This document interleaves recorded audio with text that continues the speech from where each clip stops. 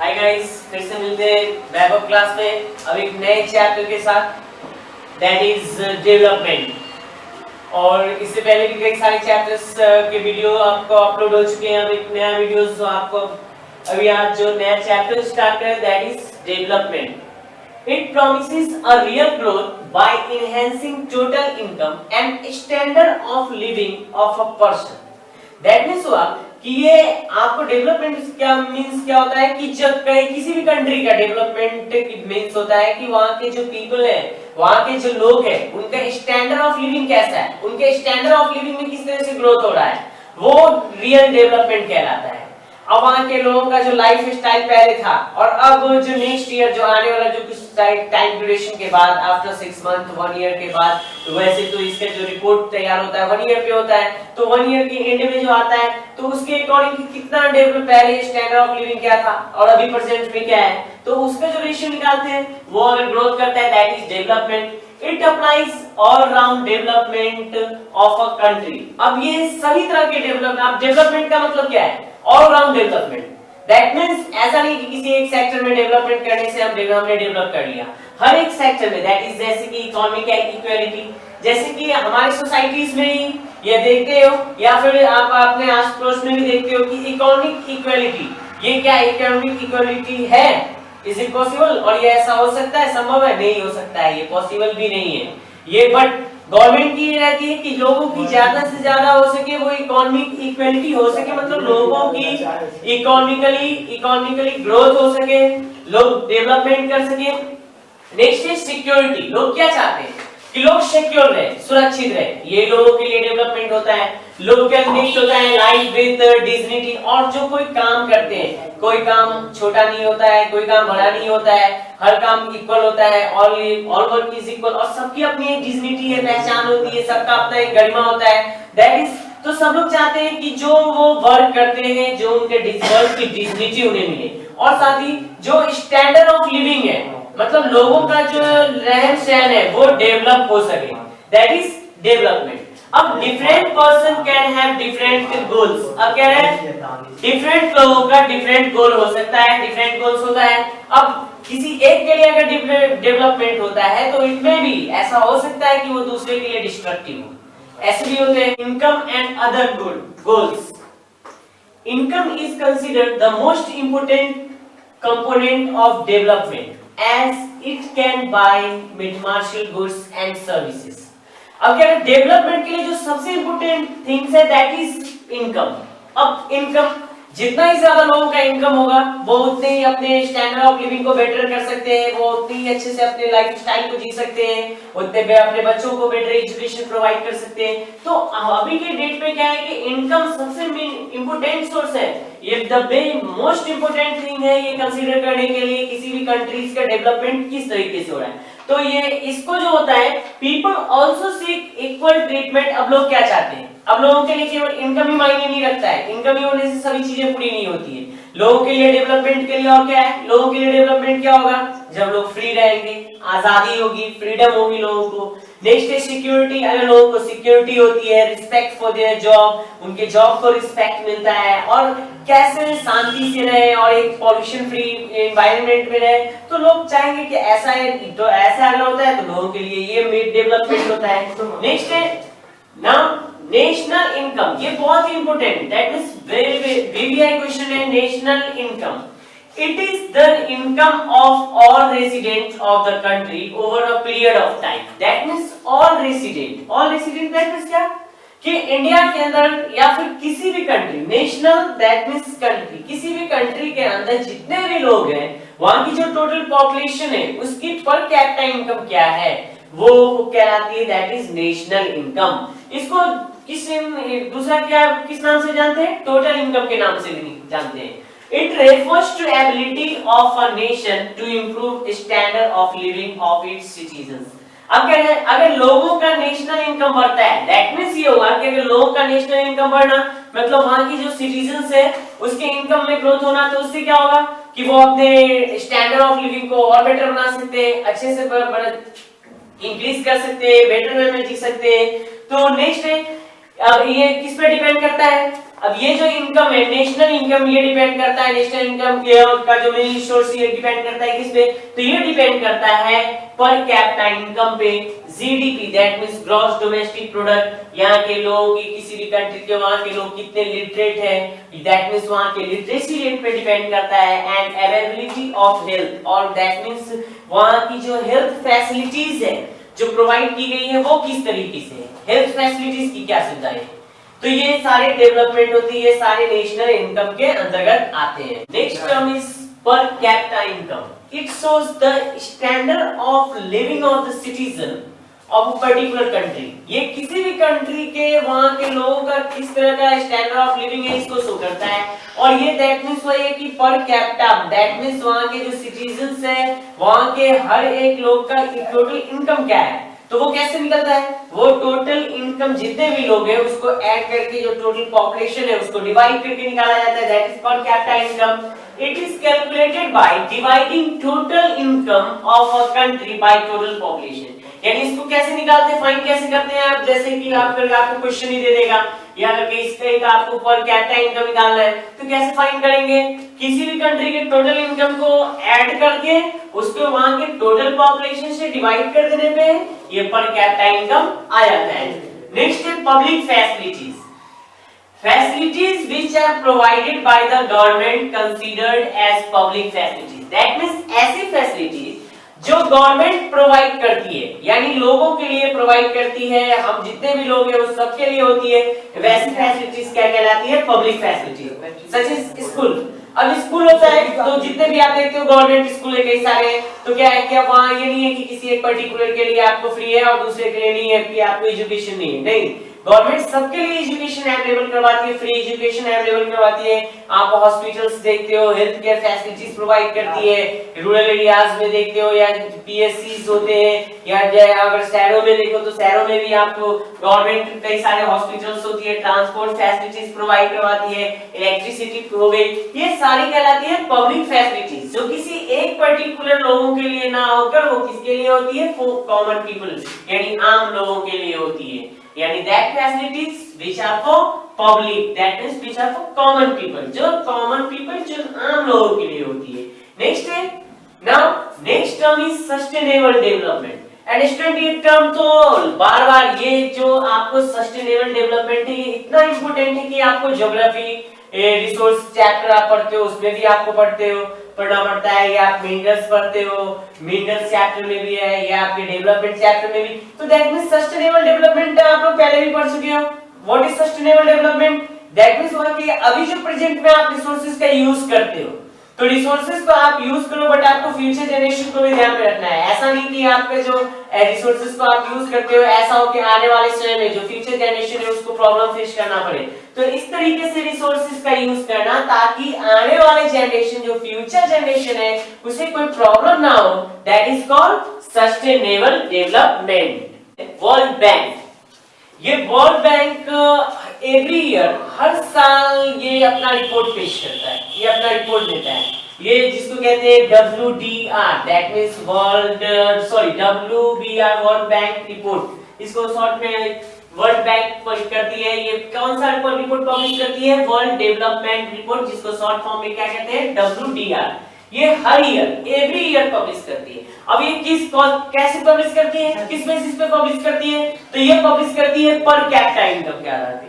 That means कि किसी भी नेशन का पर कैपिटा इनकम क्या है उसके अकॉर्डिंग ही वो ये फाइंड करता है कि कौन सी कंट्री डेवलप कंट्री में है, कौन सी कंट्री डेवलपिंग कंट्री में है, कौन सी कंट्री आपको रिच कंट्री है, कौन सी कंट्री पुअर कंट्री है, तो मेजर होता है। अब देखिए 2017 के अकॉर्डिंग टू 2017 जो पर कैपिटा इनकम यानी यूएस डॉलर में, अब डॉलर में जो यूएस की करेंसी क्या है? डॉलर में अगर किसी भी कंट्रीज की अगर पर कैपिटा इनकम कितनी हो 12,056 पर एनम एंड अबव, तो वो ऐसी कंट्रीज को क्या कहते हैं? Rich country. अब जैसे रिच कंट्रीज में हो गए Japan, UK, USA, these are the example of rich country. Next है countries with per capita income of US dollar 955 per capita income और लेस, यानी वैसी कंट्री जिसकी पर कैपिटा इनकम 955, दैट मींस 955 या 955 से भी कम होता है, वैसी कंट्रीज को कहते हैं लो इनकम कंट्रीज। अब हमारे इंडिया का, हमारे देश का जो अकॉर्डिंग टू 2017 के अकॉर्डिंग जो रिपोर्ट दिया गया था, उसके अकॉर्डिंग जो इंडिया का टोटल पर कैपिटा इनकम था, यहाँ के लोगों का जो पर कैपिटा इनकम था वो था कितना 1820, यानी 1820, ये यहाँ के पर कैपिटा इनकम यानी हर लोग की इनकम थी, 1% थी। तो अब ये इसको किस में रखा गया है? इसको रखा गया है लो मिडिल इनकम कंट्रीज में। इसको किस कंट्री में रखा गया है? लो मिडिल इनकम कंट्री में। अब ये क्योंकि ये 955 जो कि लो इनकम कंट्री का होता है, इससे ये ऊपर यानी एबव आता है, so it is also called low level, low middle income country. Next है PDS, this is also known as public distribution system. आप देखते हो कि रूरल एरियाज में गवर्नमेंट अभी प्रेजेंट टाइम में जो आपको लोगों को पीडीएस के तहत लोगों को अवेलेबल ग्रेन्स अवेलेबल करवाती है, जैसे वीट, राइस, पैडी, ये सब अवेलेबल करवाती है। बट ये इसका भी जो पीडीएस है, ये हर जगह एक ही जैसा इक्वली आपको सक्सेसफुल नहीं रहा है। जैसे अभी झारखंड, तमिलनाडु में 75% पीपल जो रह रहे हैं रूरल एरियाज में, वो यूज कर रहे हैं राशन शॉप का।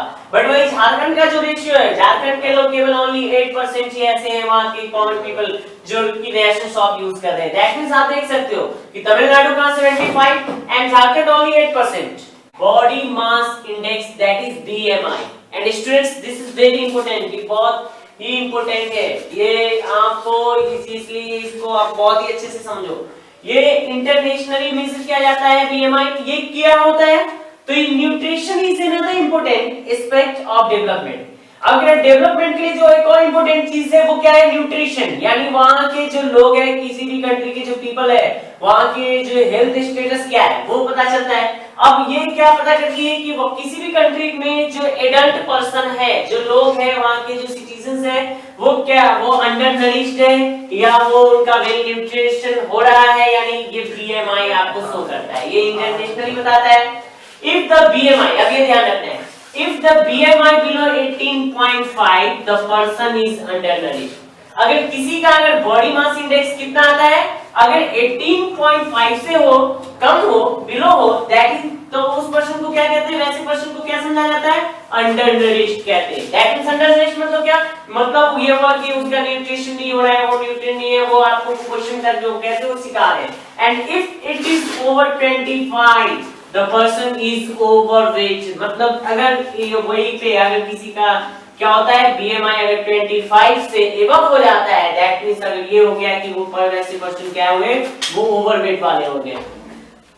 नेक्स्ट है, अगर किसी पर्सन का हाइट, अगर सपोज अगर हाइट है 1.65 मीटर, अगर वो 1.65 मीटर टॉल है और तो उसका क्या है, और तो उसका वेट लेवल कितना होगा, फिर तो उसका प्रॉपर वेट कितना होना चाहिए 50.5 केजी। बट अगर किसी का वेट 68 या 68 प्लस कर जाता है, तो वैसे पर्सन क्या हो जाते हैं? ओवरवेटेड कहलाते हैं। अब बीएमआई जो फाइंड किया जाता है, ये बीएमआई कैसे फाइंड करते हैं? जो वेट इन केजी, किसी भी पर्सन का, एडल्ट पर्सन का जो वेट होता है वो केजी में उसको डिवाइड करते हैं, उसके हाइट को, उसके जो हाइट किस में रहता है, उसके जो हाइट मीटर्स में रहते हैं उसको डिवाइड कर देते हैं, उसको केजी को डिवाइड कर देते हैं हम हाइट से।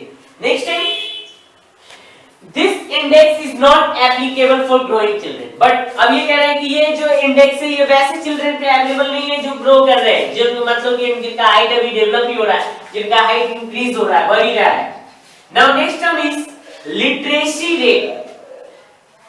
It measures the proportion of literate population that 7 and above age group। यानी इसमें कैसे लोगों को लिया जाता है?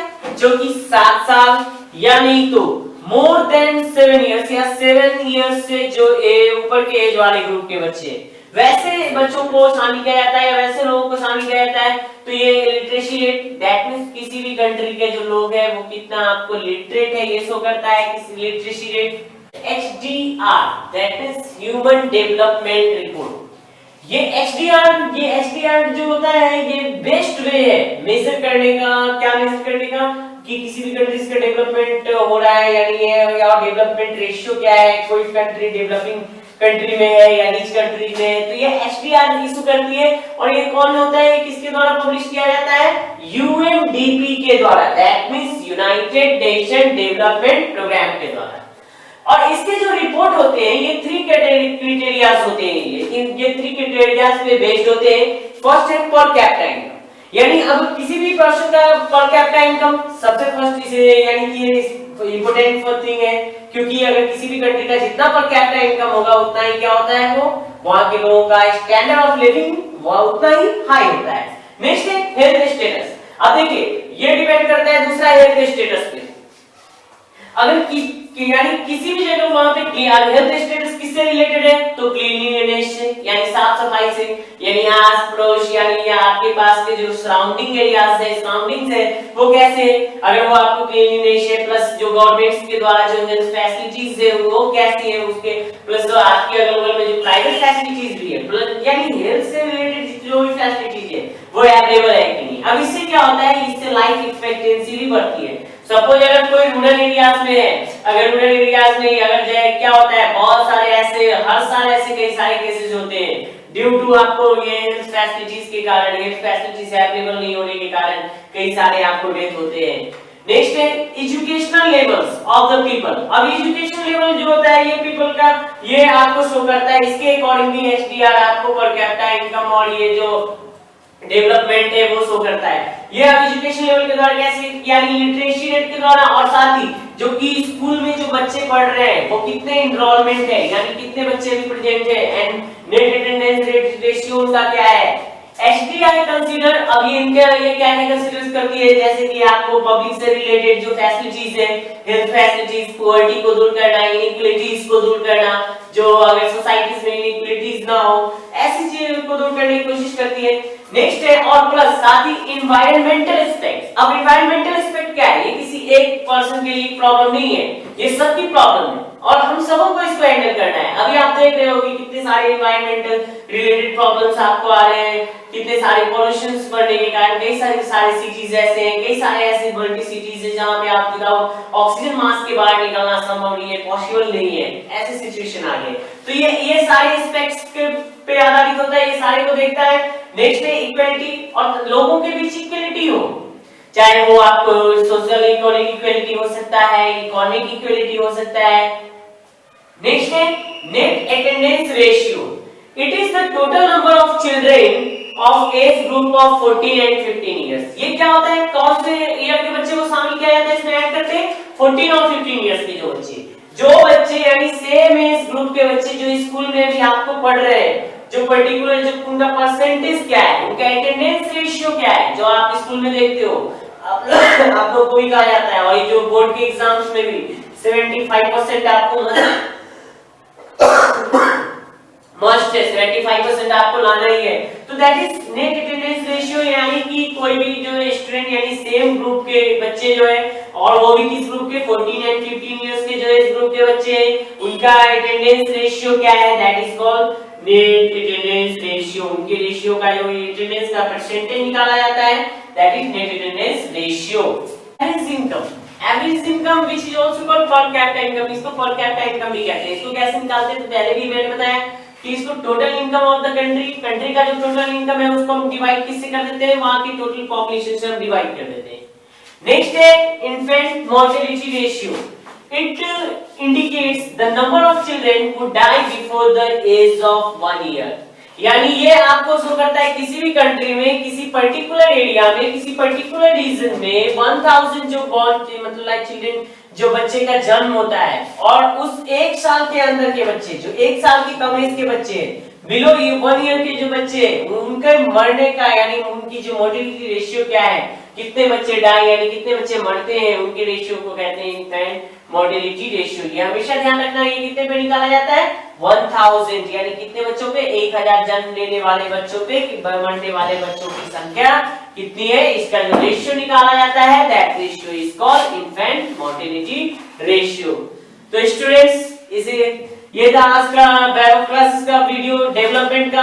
ऐसे ही आप लोगों को अगर किसी भी तरह के जो कमेंट्स हो, किसी भी तरह के अगर कोई क्वेश्चंस और कोई प्रॉब्लम्स हो तो आप कमेंट कर सकते हैं। और आज आप सबों के लिए एक क्वेश्चन है कि अभी आपको कमेंट बॉक्स में आपके इसके आंसर का आपको बताने हैं।